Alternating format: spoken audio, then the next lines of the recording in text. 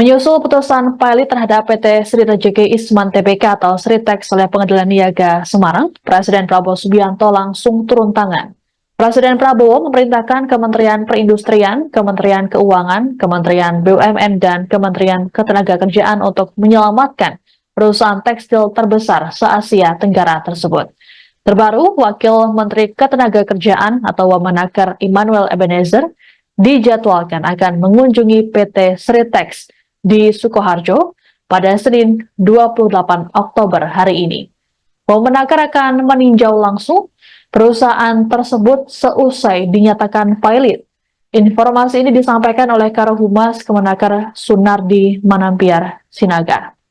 Adapun beredar informasi akan ada pemutusan hubungan kerja atau PHK terhadap ribuan karyawan Sritex imbas pilot. Terkait hal tersebut, Kemenaker meminta PT Sritex dan anak perusahaannya tidak buru-buru melakukan PHK. Hal ini lantaran putusan gugatan pilot oleh para kreditur di pengadilan belum ingkrah. Direktur Jenderal Pembinaan Hubungan Industrial dan Jaminan Sosial Tenaga Kerja atau PHI dan Jamsos Kemenaker Indah Anggora Putri dalam keterangan pada Kamis 24 Oktober juga meminta Sritex tetap membayar hak-hak pekerja seperti gaji dan upah. Sementara itu, Menteri Perindustrian Agus Gumiwang dalam keterangan tertulis pada Jumat 25 Oktober mengatakan Prabowo memerintahkan 4 kementerian untuk mengkaji beberapa opsi dan skema untuk menyelamatkan Sritex.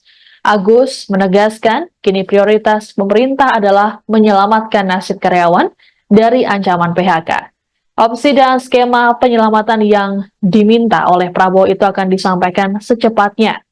Merespons putusan pilot, para karyawan PT Sritex kompak mengenakan pita hitam di lengan kiri bertuliskan "Selamatkan Sritex". Mulai dari karyawan produksi, satpam hingga sopir mengenakan pita hitam di lengan kiri.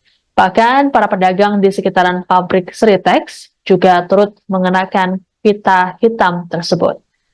Sebagai informasi, PT Sritex di Sukoharjo, Jawa Tengah memiliki lebih dari 17.000 karyawan yang bekerja di pabrik terbesar seluas 70 hektar.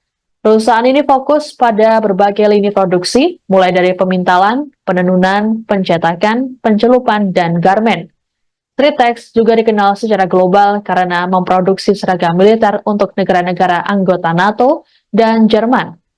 Perusahaan ini lahir tahun 1966 oleh HM Lukminto sebagai usaha dagang Sri Rejeki Isman di Pasar Klewer, Solo.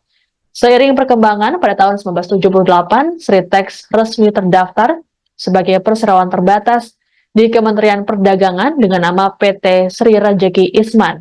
Sritex juga berhasil bertahan dari krisis moneter tahun 1998 dan 2008.